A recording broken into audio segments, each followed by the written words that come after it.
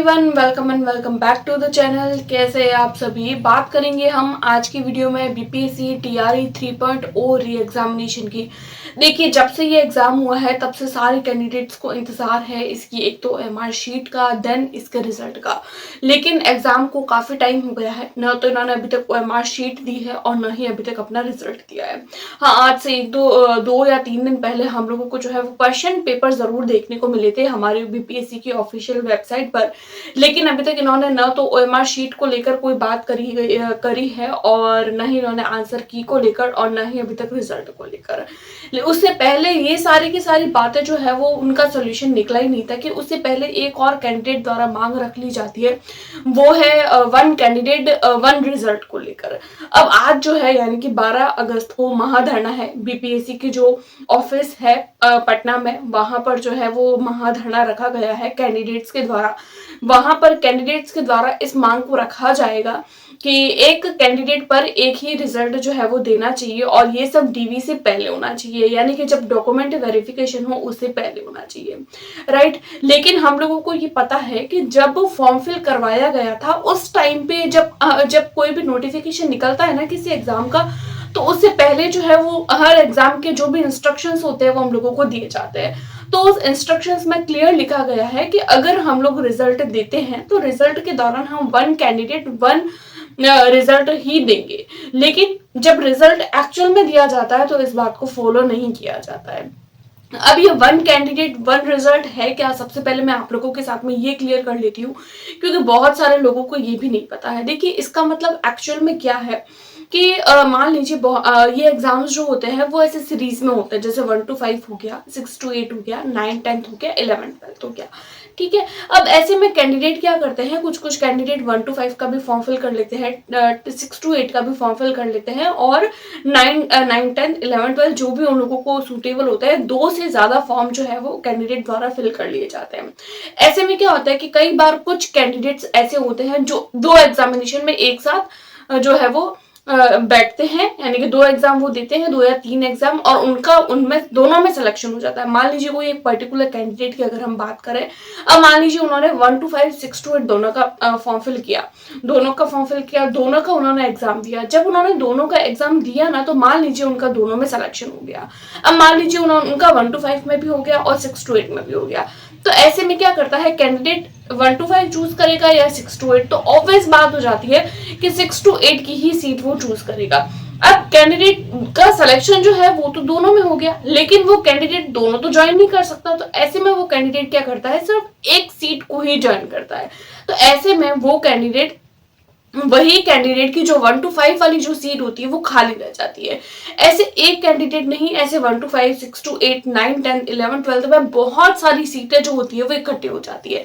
तो ऐसे में जो बहुत सारी सीटें जो होती है वो खाली हो जाती है, तो ऐसे में या फिर तो सप्लीमेंट्री रिजल्ट निकालना चाहिए। लेकिन अभी में ऐसा हो रहा है कि ना तो सप्लीमेंट्री रिजल्ट दिया जा रहा है, न वन कैंडिडेट वन रिजल्ट को लेकर कोई बात की जा रही है। तो कैंडिडेट चाहते हैं कि वन कैंडिडेट यानी एक कैंडिडेट पर एक ही सीट को फिक्स कर दिया जाए, यानी कि एग्जाम तो आप सारे दे सकते हो, लेकिन कोई भी डीवी से पहले कंफर्म कर दिया जाए कि वो जो पर्टिकुलर कैंडिडेट है वो कौन सी सीट को चूज करना चाहता है, 1 to 5 के 6 to 8 की, ताकि जो खाली सीट बची है वो किसी अदर कैंडिडेट को मिल सके। ऐसे में सब कैंडिडेट्स को फायदा होता है। नहीं तो फिर क्या होता है कि मान लीजिए कि 1 लाख सीटें हैं, 1 लाख सीटों में से 80,000 सीटें भर ली और 20 सीटें जो है वो 20,000 सीटें खाली रह गई। अब 20,000 सीटें खाली रह गई, तो ऐसे में ये सप्लीमेंट्री रिजल्ट निकाले तो अच्छी बात है, लेकिन सप्लीमेंट्री रिजल्ट ये कभी कभी नहीं निकालते, नहीं निकालने की वजह से वो 20,000 सीटें रह जाती है और अगली भर्ती में उन्हीं सीटों को ऐड कर दिया जाता है। तो यही होता है कि वन कैंडिडेट वन रिजल्ट। तो आज जो है वो बीपीएससी के जो भी चेयरमैन है, अध्यक्ष है, उनके सामने जो है वो कैंडिडेट्स अपनी मांग रखेंगे और किस हद तक इसको पूरा किया जाएगा, ये सब बातें जो है वो जब कंफर्म होगी तभी आएगी। और 21 अगस्त से पहले जो है वो रिजल्ट आने की बात कही गई थी, लेकिन बार बार जो है वो इन्हीं बातों को चेंज कर दिया जा रहा है। हम लोगों के सामने अभी तक बीपीएससी टीआरई 3.0 री एग्जामिनेशन को लेकर सिर्फ एक इन्फॉर्मेशन आई है, वो है इसके जो क्वेश्चन पेपर है वो। क्वेश्चन पेपर के अलावा अभी तक कुछ भी जो है वो हमारे सामने नहीं आया है ना। तो आप लोग अपने क्वेश्चन पेपर को तो एक बार ऑब्वियसली जो है वो देख लीजिए, क्योंकि कैंडिडेट एक्चुअल में आंसर की चाह रहे हैं और ये दे रहे हैं क्वेश्चन पेपर। और उसके अलावा अगर मैं ये तो हो गई हमारे वन कैंडिडेट वन रिजल्ट को लेकर। आज महाधरना होने वाला है और महाधरना होने के बाद में देखते हैं कि जो है वो जो भी निर्णय लिया जाता है, क्योंकि ट्विटर पर जो है वो भी सारे कैंडिडेट्स और जितने भी टीचर्स हैं, जितने भी जो कोचिंग संस्थाओं वाले हैं, वो सब कोशिश कर रहे हैं कि इस पर जो है वो फोकस किया जाए। तो सब लोगों के द्वारा जो है वो ट्विटर पर भी इस बात को लेकर जो है वो ट्वीट किया जा रहा है। सारे लोग जो है वो रीट्वीट कर रहे हैं। जैसे यूपी में वी वांट टीचर वैकेंसी को लेकर भी अभी जो है वो 2 दिन तक लगातार ट्रेंड में चला था। तो उसी तरीके से कैंडिडेट चाह रहे हैं कि अगर ट्वीट करेंगे तो हो सकता है कहीं से जो है वो इसको लेकर एक पॉजिटिव रिजल्ट हम लोगों को देखने को मिले। अब ये तो देखते हैं, धरना प्रदर्शन तो हो रहा है, अभी हो सकता है आप लोग वीडियो देख रहे हो उस समय ये हो चुका हो, लेकिन अभी हो रहा है जिस टाइम पे ये वीडियो बन रही है वो। तो देखते हैं इसको लेकर क्या फैसला निकलता है। उसके अलावा रिजल्ट को लेकर और ओएमआर शीट और आप लोगों की जो आंसर की है वो जल्दी ही देखने को मिलेगी। आप लोग ऐसे मत सोचिए कि ये जो है वो इतना ज्यादा डिले कर रहे हैं कि एग्जाम को भी इन्होंने धीरे धीरे करके जो है वो बहुत ज्यादा डिले कर लिया है। आप लोगों को विद इन 20 डेज, 20 भी मैं ज्यादा बोल रही हूँ, 15 डेज के अंदर अंदर आप लोगों को देखने को मिल जाएगी, क्योंकि 12th तो आज हो चुकी है ना। आप लोगों को अगस्त के महीने में ही ओएमआर रिजल्ट वगैरह सब कुछ देखने को मिल जाएगा। पहले तो इन्होंने बोला था कि हम लोग जो है वो 65% और 50% का जो भी मामला है आरक्षण को लेकर वो बहुत कंफर्म होगी, उसके बाद में हम रिजल्ट देंगे। उसके बाद में इन्होंने 70% और 30% वाला जो मामला है वो हमारे बीच में आ जाता है। 70% सीटें महिलाओं की, 30% पुरुषों की। तो ऐसे में पुरुष भी आक्रोशित हो जाते हैं, भाई तैयारी तो दोनों बराबर कर रहे हैं तो महिलाओं के लिए सीटें क्यों।